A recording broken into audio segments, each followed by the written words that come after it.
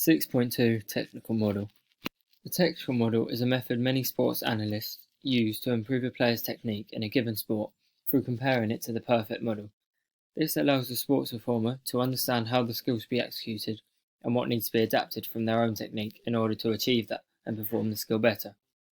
This is a very useful form of improving a player, as instead of other methods which use number, data, speeds and angles to show how a skill should be done, it describes how the skill should be completed with coaching points, looking at the form and technique, which is simple for the athlete to understand and improve on, and is therefore a more qualitative approach.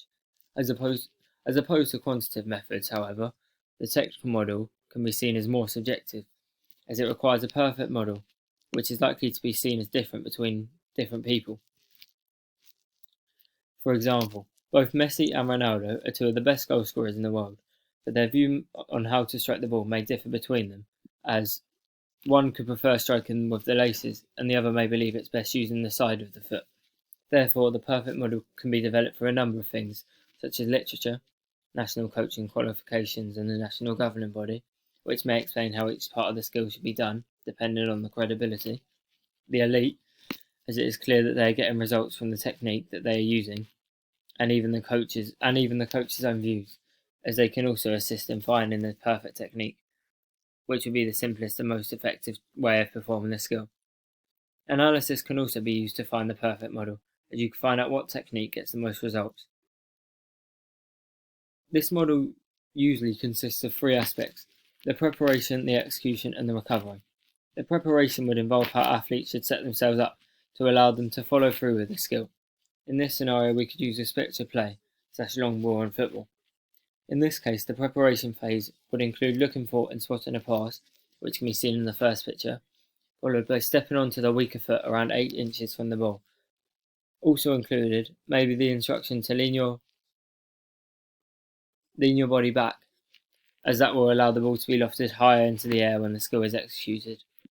The execution phase would therefore include the swing of the foot and how and where it should connect to the ball. The coach should explain verbally how each part needs to be produced, along with the follow-through, and may use side-by-side footage to demonstrate it. Finally, the recovery will include how the player should now act after the pass has been executed, perhaps suggesting how the player should now position themselves to be ready to receive the ball again. In this scenario, we can analyse the perfect basketball shooting model for both a normal 2-point shot and a jump shot, more often used for 3-pointers. Shooting is a huge part of basketball, as it is one of only 3 ways to score points, along with dunks and layups. However, they may also be considered more important than these two, as to score a dunk, or a layup, you must be close to the rim, basically in the paint, which may become difficult against a tough defence, whereas you can shoot the ball from anywhere. In addition to this, shooting from outside the 3-point line as suggested will earn your team 3 points, as opposed to the 2 you would make from a layup or dunk, excluding fouls. Therefore, as a basketball player, perfecting this skill can allow you to add precious points to your team that could prove vital in some games. As stated before, the perfect model can be somewhat subjective, so a mix of both literature and elite performers' technique is likely to provide the best possible model. Like stated before, the perfect model can be created through many sources of information, including literature. After research, it can be seen that the majority of literature follow the same or very similar technique, whether it's from coaching courses and badges, reliable information, or blogs, which are less reliable. In addition, finer aspects and alternative techniques can also be analysed and taken from the professional, and in this case Steph Curry, who is widely considered the best shooter in the NBA. Firstly, we can start with the preparation. This is the phase that involves setting up and getting ready for the skill. From both literature and the professional, the first step taken once receiving the ball and preparing to shoot should be the position of the hands on the ball. When preparing to shoot, the shooting hand, strong hand, is placed behind and under the basketball, with fingers spread widely, and the weaker hand, often considered the balanced hand, is placed on the side of the basketball. This is because when shooting, the objective of the left hand is simply to balance the basketball so it doesn't slip, and should play no role in the actual shot, despite some blogs saying it can be used to guide the ball. Furthermore, as seen in the first picture, the 2 thumbs should create a T shape, which can be used as a reference point when an athlete begins to learn. Just as important as the hand positioning is the footwork. which is also a vital part of the preparation stage for the perfect shot, as it is key for both balance and aim. When analysing Curry during training, it can be identified that his feet face parallel at 10 o'clock to the basket. This is important as it allows his hip and elbow to align with the rim, making the shot more accurate. In addition to this, feet should be roughly a shoulder width apart, with one placed slightly in front of the other.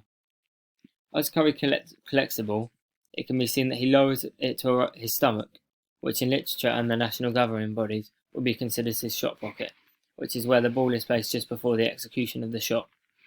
The reason for this is to allow him to assist in generating power in his shots, meaning he can afford to generate less power on his arms, which will improve accuracy. It is important to note this is during his 3-point shots, and therefore a jump shot may not be needed in a normal shot. The wrist of the shooting arm should be bent back, as it adds more power to the shot and gives the ball backspin, which you will see all basketball athletes do, and the elbow should be tucked into the body, not wide out. While bringing the ball to the shot pocket, it is important to slightly bend your knees as well, as this will help provide power in the execution, which is the next phase of the technical model. This stage is where the ball will leave the athlete's hand and the skill will be produced. For this to happen, the ball should be brought up through the centre of the body, as most coaches would suggest,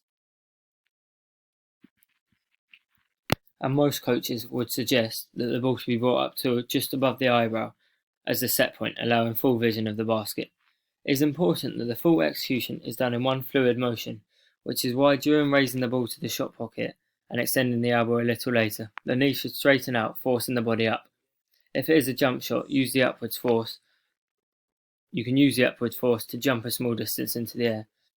Without a pause, once the ball is in the set pocket, just before the elbow should be extended, the elbow should begin to extend and straighten in an upwards motion.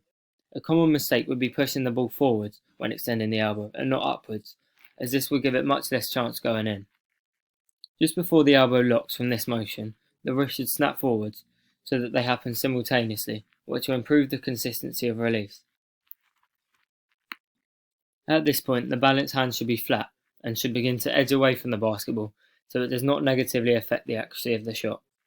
Finally, the ball should almost roll off the hand, with the middle and index finger being the last two touching the ball. This helps give the ball backspin that will give it a higher chance of going in. The form can be checked through making sure the elbow ends up at the mid-forehead.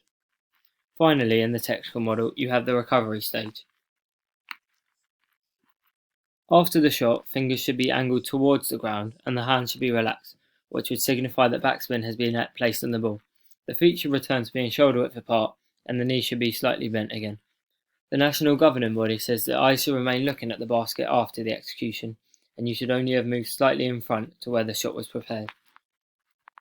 There is numerous ways to collect the data needed for technical analysis, as unlike other methods, not much data is needed, and in most cases, just footage of the skill from different angles could be enough, as it can be used to compare the performer to the perfect model.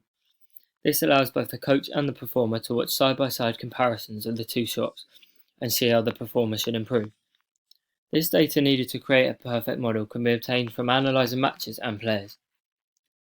Once you have videos of the performer and the perfect model, these videos can be placed into a slow program that allows you to slow down the video to really focus on exactly how the skill should be completed.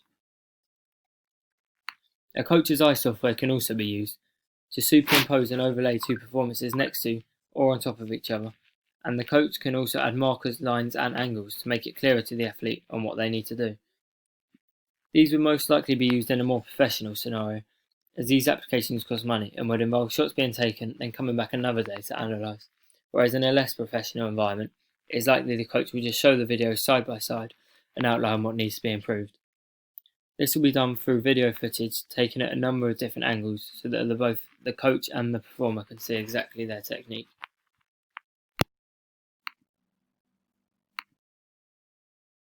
But it's just showing you exactly what one of the best shooters in the world